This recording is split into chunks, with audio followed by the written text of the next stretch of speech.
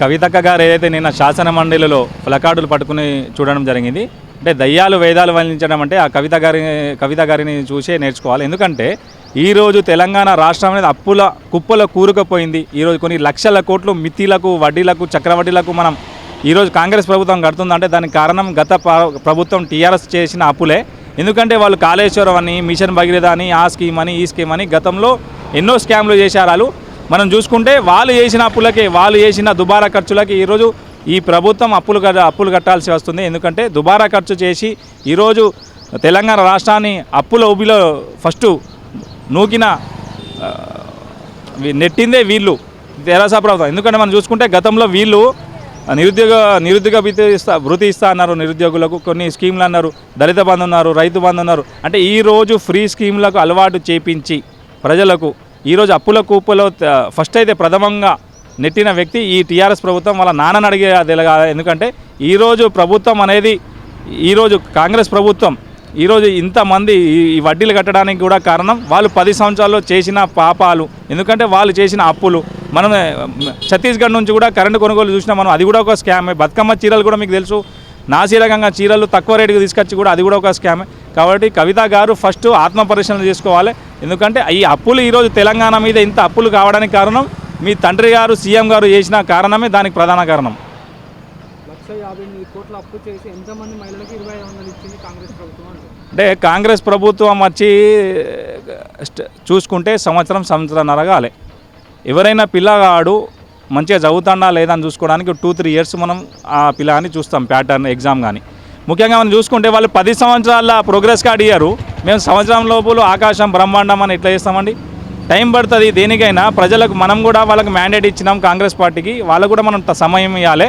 వాళ్ళు కూడా వాళ్ళకి ఇంకా 3 ఇయర్స్ ఉన్నది. వాళ్ళు 5 ఇయర్స్ తర్వాత ప్రోగ్రెస్ కార్డు పెడతారు. ఎంతమందికి మహిళలకు ఏం చేశారు, ఫ్రీ బస్ ఇచ్చారా లేదా, ఈరోజు ప్రతి మహిళ ఫ్రీ బస్ పోతుందో. కాబట్టి ప్రతి ఒక్కరికి ప్రతి ఇంటికి ఒక ఉపయోగకరం జరిగిందా లేదా, మహిళలకు ఈరోజు ఎంతో కొంత వాళ్ళకు లాభం జరిగిందా తెలుస్తుంది. ఎందుకంటే టీఆర్ఎస్ ప్రభుత్వంలో చూసుకుంటే ఏం చేశారు, మహిళలకు ఎలాంటి ఏం ఉపయోగం చేయలే.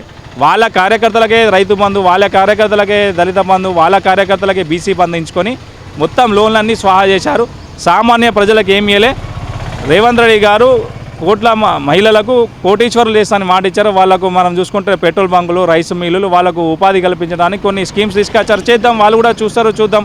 ఎందుకంటే వాళ్ళు ఇప్పుడు 1.5 ఇయర్లనే మీరు మంచిగా చేయాలంటే ఎట్లా? వాళ్ళు 10 సంవత్సరాలు చేయండి, ఈయన చేస్తాను, టైం ఇద్దాం కదా మనం వారికి. 1,50,000 కోట్ల అప్పు చేసి వృద్ధులకు ఎంతమంది వృద్ధులకు పెన్షన్ ఇచ్చిండ్రు అని అంటే, వృద్ధులకు గతంలో ఎంతైతే పెన్షన్ వస్తుందో సేమ్ యథాతథంగా అంతమందికి పెన్షన్ ఇవ్వడం జరుగుతుంది. ఈరోజు ఆర్థిక పరిస్థితి రేవంత్ రెడ్డి గారు నిండు సభలో చెప్పడం జరిగింది.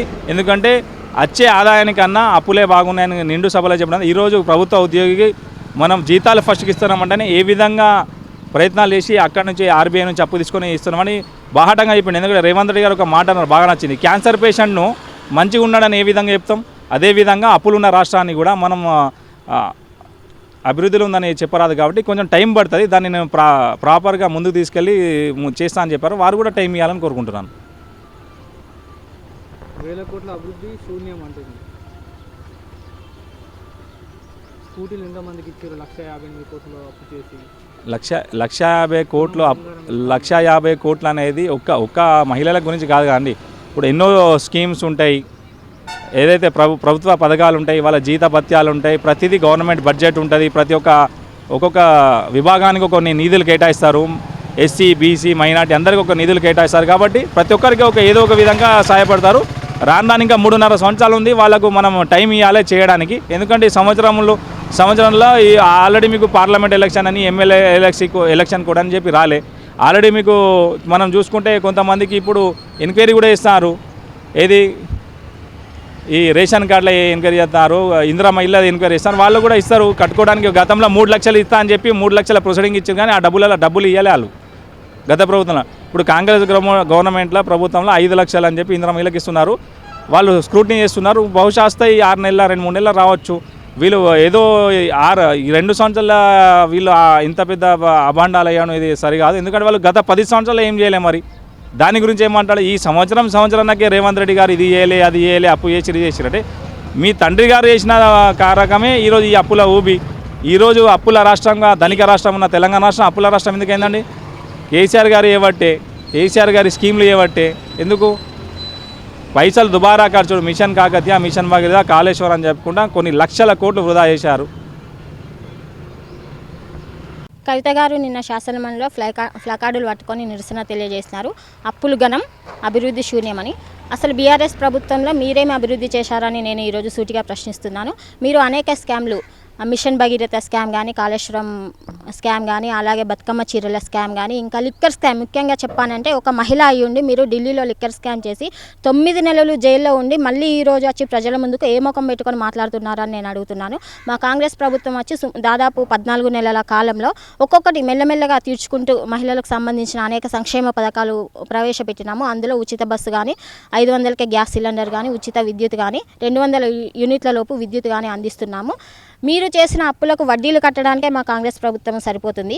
ఇంకా ఎన్నో స్కామ్లు చేసినారు. ఫస్ట్ శాసనమండలిలో కార్డులు పట్టుకొని ప్రదర్శించడం కాదు, మీ అయ్యా ఇంటి ముందు పోయి అయ్యా ఒకసారి మనం చేసిన అప్పులేని ఉన్నాయి, దానికి శిక్షగా కాంగ్రెస్ ప్రభుత్వం ఈరోజు వడ్డీలు కట్టలేకపోతున్నది అనేది మీ అయ్యను మీరు సూటిగా ప్రశ్నించండి. అంతేగాని ఏదో కార్డులు పట్టుకొని షో చేస్తామంటే ఇక్కడ చూస్తూ కూర్చుంటూ ఎవరు ఉండరు. కవిత గారికి మేము ఏమి హెచ్చరిస్తున్నాము అంటే, మీరు ఒక మహిళ అయ్యుండి లిక్కర్ స్కామ్ చేసి ఏ విధంగా మళ్ళీ ప్రజల్లోకి వచ్చి మాట్లాడుతున్నారు? మీకు కొంచెమన్నా ఇంగిత జ్ఞానం ఉందా? అసలు ఏదైనా మీకు బుద్ధి జ్ఞానం ఉందా అని మేము ప్రశ్నిస్తున్నాము. మహిళలకు సంబంధించి కాంగ్రెస్ ప్రభుత్వంలో ఎన్నో సంక్షేమ పథకాలు ఇంకా ముందు రోజుల్లో అమలు అవుతాయని. తులం బంగారము, కళ్యాణ లక్ష్మి పథకంలో తులం బంగారం అనేది కాంగ్రెస్ ప్రభుత్వం 6 గ్యారంటీ పథకాల్లో చెప్పిందండి. ఇంకా ముందు రాబోయే రోజుల్లో ఖచ్చితంగా కళ్యాణ లక్ష్మి పథకంలో భాగంగా తులం బంగారం అనేది ప్రతి పేద ఇంటి ఆడబిడ్డకు కాంగ్రెస్ ప్రభుత్వం అందిస్తుంది. ఒక ఇందిరమ్మ ఇల్లు ఇచ్చిన దాఖలా ఏమైనా ఉందా కవితమ్మ గారు అని నేను ప్రశ్నిస్తున్నాను. బీఆర్ఎస్ ప్రభుత్వం అంటేనే స్కామ్ల ప్రభుత్వము, భూ కబ్జాలు, అక్రమ కబ్జాలు, ఇంకా ఎన్నో స్కామ్లు చేసిన ప్రభుత్వము అధికారంలోకి వచ్చి దాదాపు 14 నెలల కాలం అవుతుంది. ఒక్కొక్క సంక్షేమ పథకాన్ని మేము అభివృద్ధి చేస్తున్నాము. ఎందుకంటే మీ అయ్య చేసిన అప్పులకు దానికి వడ్డీలు కట్టలేకనే కాంగ్రెస్ ప్రభుత్వము వడ్డీలు కడుతుంది. 1000 కోట్ల అప్పులు చేసినారు, ఎన్నో స్కామ్లు చేసినారు, భూ కబ్జాలు చేసినారు, మిషన్ భగీరథలో స్కాము, కాళేశ్వరం ప్రాజెక్టులో స్కాము, ఇంకా బతుకమ్మ చీరల్లో స్కాము, ఎన్నో స్కామ్లు ఇలా చెప్పుకుంటూ పోతే దానికి సంబంధించిన అప్పులకు వడ్డీ మాత్రమే కాంగ్రెస్ ప్రభుత్వము కడుతుంది. ఇంకా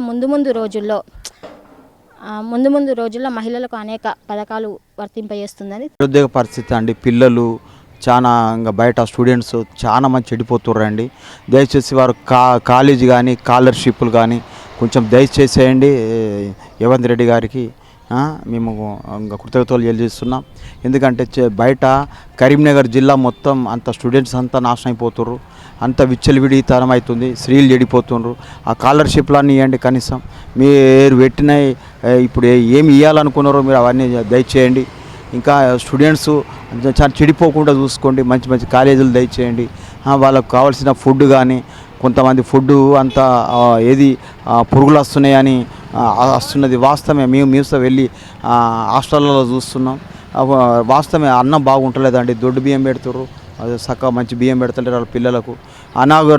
రోగితో వాళ్ళు అటు బలైపోతున్నారు. కనీసం మీరు ఉన్న టైంలోనైనా కొంచెం పిల్లలను ఆదుకోండి, మా స్కాలర్షిప్లు దయచేయండి. ఇక్కడ బయట కొంతమంది ప్రాంతాలలో ఉన్నారు, కొంతమంది పిల్లలు అమెరికా ప్రాంతాలలో అక్కడ ఉన్న వారికి ఉద్యోగాలు కలిగించండి, వాళ్ళకు స్కాలర్షిప్లు ఇవ్వండి. కొంతమంది అప్పుల బాధలో గూలి వాళ్ళు నశించిపోతున్నారు. కొంతమంది మంచం తరయుడై కొన్ని లక్షలు కోట్ల రూపాయలు పెట్టుకొని పిల్లలు వెళ్ళి కొంతమంది చనిపోతున్నారు. ఏది రాజమండ్రిలో కొంతమంది చనిపోయినరు. ఇంకా నెక్స్ట్ కొంచెం అమెరికన్స్ మీరు కొంచెం అది చేసుకోండి. మోడీ గారితో మాట్లాడి మీరు చేసుకున్న సహాయం అంతా మీరు పిల్లల వైపు కానీ, స్టూడెంట్స్ వైపు కానీ, ఇప్పుడు మధ్యతరగతి వైపు కానీ మీరు చేయండి. ఈ అల్లర్లో దందలు వద్దు. ఎందుకంటే కాంగ్రెస్ ప్రభుత్వం మంచి ప్రభుత్వం. ఇందిరమ్మ, రాజీవ్ గాంధీ, సోనియా గాంధీ గారికి మేము ఉదయపూర్వక వందనాలు చేస్తాం. కాంగ్రెస్ ప్రభుత్వం మంచి ప్రభుత్వం అని మిమ్మల్ని వేడుకుంటున్నాం. దయచేసి ఎలాంటి ఒత్తిడి దేకండి, నిరుద్యోగ సమస్యకు మీరు సహకరించండి. రేవంత్ రెడ్డి గారికి, సీఎం గారికి నేను ఉదయపూర్వక వందనాలు చెల్లిస్తున్నా. అమెరికా కానీ ఇతోటు స్టూడెంట్స్ అంతా పతనమవుతున్నారు గారు, స్టడీస్ లేక ఏం లేక ఎక్కడ పడితే అక్కడ చిల్లర అవుతారు. నేను సేవ చేస్తానండి. నేను యేసుక్రీస్తు నమ్ముకున్న పాస్టర్నండి. నేను మీ మీద ఎలాంటి బాగుండాలి వేయడం లేదు. ఎందుకంటే మేము చూస్తున్నాం చాలామంది క్రైస్తవులు చూస్తే పతనమైపోతుర్రు. ఎందుకంటే సమస్యలు కష్టాలు అన్నీ నేను తినడానికి కూడు లేదు, గుడ్డ లేదు. వాళ్ళు అంతా గ్రామాలలో చూస్తే మీరు ఎంక్వైరీ చేయండి. ఈ కరీంనగర్ జిల్లాలో గ్రామాలు కొన్ని పతనమైపోతున్నాయి. రైతు సుత కొంతమంది హత్య గురైపోతున్నారు. ఆడ నీళ్ళు లేవు, ఏం లేవు, పంటలన్నీ ఎండిపోతున్నాయి. మీరు చూడండి అయ్య గారు, మేము ఎలాంటి మాకు దూషణ లేదు. దయచేసి మీరు ఈ ప్రజల ప్రాక్షంగా మీరు సేవ చేయండి. మీరు మంచి గవర్నమెంట్ను మీరు ఫామ్ చేసుకోండి. మేము కాంగ్రెస్ అంటే మాకు ఇష్టం. కాంగ్రెస్ అంటే ఎందుకంటే దయచేసి మీరు ఉన్నారు కనుక మీరు యూత్, మీరు దేవుడు మీకు ఇచ్చిన సహాయాన్ని బట్టి మా మధ్యతరగతికి పేదలకు స్కాలర్షిప్లు కానీ ఎక్కడెక్కడ వాళ్ళు ఆదుకోండి. మంచి గవర్నమెంట్ ఫామ్ చేసుకోండి. నా ఉదయపూర్వక వందనాలు చెల్లిస్తున్నా రేవంత్ రెడ్డి గారు.